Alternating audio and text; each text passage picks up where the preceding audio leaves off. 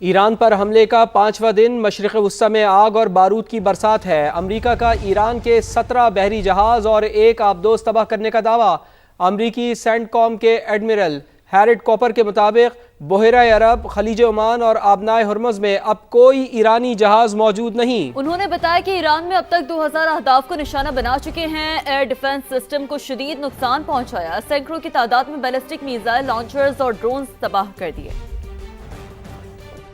امریکی صدر Donald Trump نے ابنائے ہرمز کھلوانے سے متعلق بڑا اعلان کر دیا۔ کہا ضرورت پڑنے پر ابنائے ہرمز میں کمرشل جہازوں کے ساتھ امریکی نیوی جائے گی۔ جہازوں کی انشورنس میں امریکہ مدد کرے گا۔ آئل ٹینکر سمیت تمام بحری جہازوں کو ضمانت اور انشورنس دیں گے۔ یہ اقدام خلیج میں بحری جہازوں کی حفاظت کو یقینی بنانے کے لیے ہے۔ ایرانی پاسداران انقلاب کے اسرائیل پر حملوں کی 16ویں لہر جاری ہے۔ درجنوں میزائل اور ڈرونز داغ دیے۔ تل ابیب، یروشلم اور حیفا میں سائرن بج اٹھے۔ مختلف مقامات پر دھماکے سنے جا رہے ہیں۔ لوگ خوفزدہ ہو کر بنکرز میں چلے گئے ہیں۔ ایرانی پاسداران انقلاب نے دعویٰ کیا ہے کہ انہوں نے اسرائیل کے علاقے مغربی گلیلی میں اسرائیلی فوجی اڈے کو نشانہ بنایا۔ بنی بارک میں اسرائیلی آرمی کے بنیادی ڈھانچے پر بھی حملہ کیا گیا۔ آپ کو اس حوالے سے اپڈیٹ کریں کہ امریکہ اور اسرائیل کی جو دہشت گردانہ کارروائیاں ہیں، اس حوالے سے بھی خبر آپ تک پہنچا رہے ہیں۔ امریکہ اور اسرائیل کی دہشت گردی، ایرانی دارالحکومت تہران میں دھماکے، کئی عمارتیں تباہ ہو گئیں، ہر طرف دھوئیں کے بادل چھا گئے۔ اسرائیلی فوج نے ایران پر بڑے حملے شروع کرنے کا اعلان کر دیا۔ ایران کے میزائل لانچنگ پیڈ، دفاعی سسٹم اور انفراسٹرکچر کو نشانہ بنانے کا دعویٰ۔ گزشتہ روز صدارتی آفس اور سپریم نیشنل سیکیورٹی کونسل کی عمارت پر بھی بہت بڑا حملہ کیا گیا۔ ہمدان، اصفہان، شیراز، قم، یزد اور فارس شہر پر بھی شدید بمباری کی گئی۔ 5 روز میں شہادتوں کی تعداد 787 ہو گئی۔ پاسداران انقلاب کے 18 اہلکار بھی شامل ہیں۔ ہلال احمر کے مطابق 153 شہروں میں 500 سے زائد مقامات پر ہزاروں بم اور میزائل داغے جا چکے ہیں۔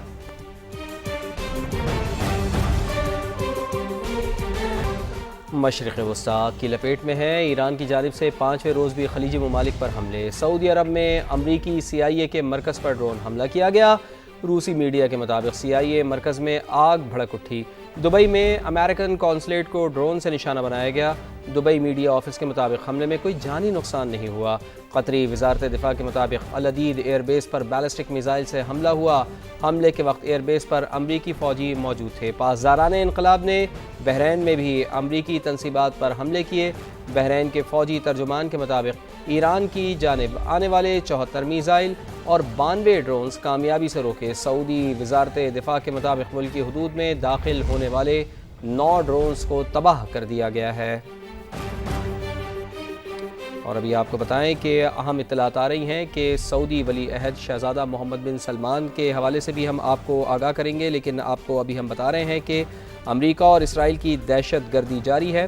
ایرانی دارالحکومت تہران میں بھی دھماکے سنے گئے ہیں، کئی طرح کی عمارتیں تباہ کر دی گئی ہیں۔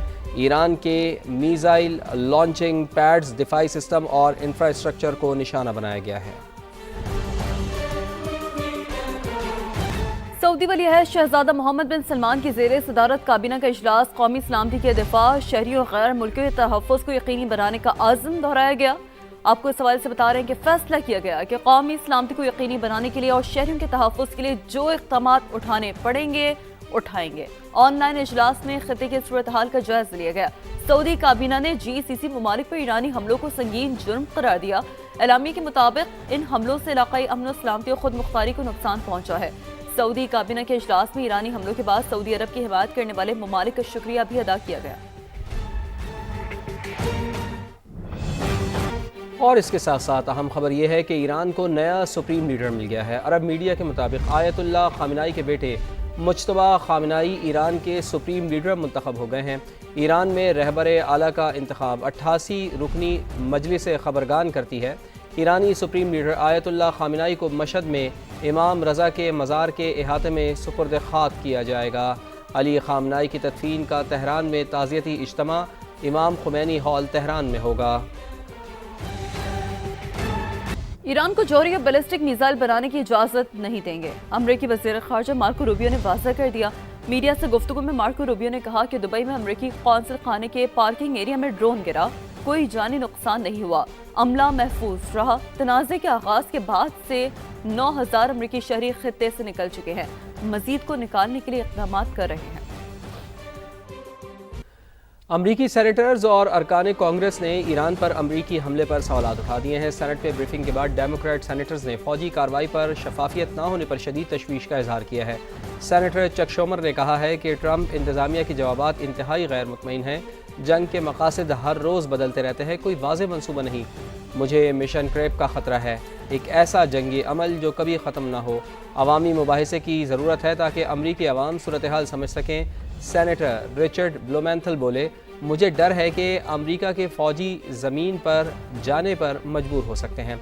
हमें वाज़े नहीं है कि ट्रंप इंतज़ामिया के अगले अहदाफ क्या हैं, जौहरी हथियार ख़त्म करना, मीज़ाइल तबाह करना, रिजीम चेंज या फिर दहशत गर्दी रोकना।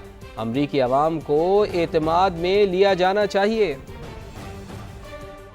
ईरान पर हमले के बाद अमरीकी सदर डोनाल्ड ट्रंप की मकबूलियत में रिकॉर्ड कमी। द इकोनॉमिस्ट और यू गवर्नमेंट के ताज़ा सर्वे के मुताबिक अमरीका में डोनाल्ड ट्रंप की मकबूलियत की शरह 38% रह गई है। 59% अमरीकी उनकी पॉलिसियों से खुश नहीं हैं। ये शरह अब तक की सबसे ज्यादा है। सर्वे 27 फरवरी से 2 मार्च के दौरान किया गया।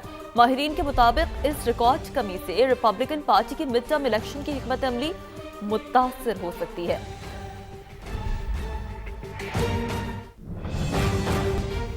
बरतानिया ईरान पर किसी भी जारहाना हमले में शामिल नहीं। बरतानवी वज़ीर आज़म का ऐसा कहना है। मशरिक़ वस्ता में हम अपने इत्तेहादियों के दिफा के लिए इक़दाम कर रहे हैं। केयर स्टारमर का ऐसा कहना है, मैंने माजी में इराक़ जंग की भी मुखालफत की थी। केयर स्टारमर ये भी कह रहे हैं कि बरतानिया में इस्लामोफोबिया के ख़ात्मे के लिए मौसर इक़दाम किए जाएँ। ईरान को सऊदी सरजमीन इस्तेमाल न होने की यकीन दहानी लेकर दी। नायब वज़ीर आज़म इसहाक़ की सेनेट में सिफाती कोशिशों पर ब्रीफिंग। बताया, पाकिस्तान सऊदी अरब के साथ दिफाई मुआहदा कर चुका, ईरान से कहा कि उसे मद्देनजर रखा जाए। सब ने देखा सऊदी अरब और ओमान के खिलाफ कम रिएक्शन हुआ।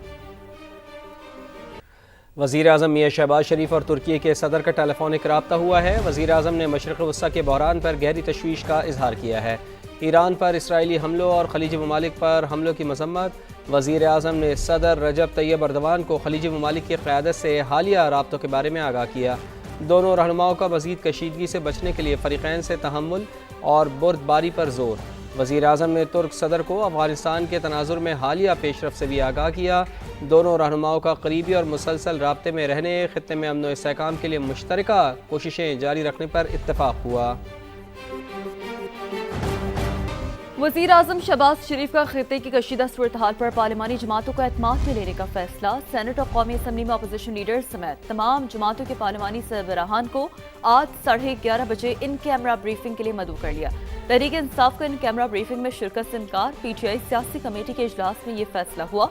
एलामी में कहा गया कि बानी से मुलाकात तक किसी हुकूमती इजलास में नहीं जाएंगे। अपोजिशन लीडर महमूद अचकज़ई कहते हैं, पार्लियामेंट का मुश्तरका इजलास बुलाकर सिक्योरिटी ब्रीफिंग दी जाए। पार्लिमानी लीडर्स को इन कैमरा ब्रीफिंग की वजह से सेनेट का आज होने वाला इजलास मुलतवी कर दिया गया। सेनेट इजलास अब 5 मार्च को सुबह 11:30 बजे होगा।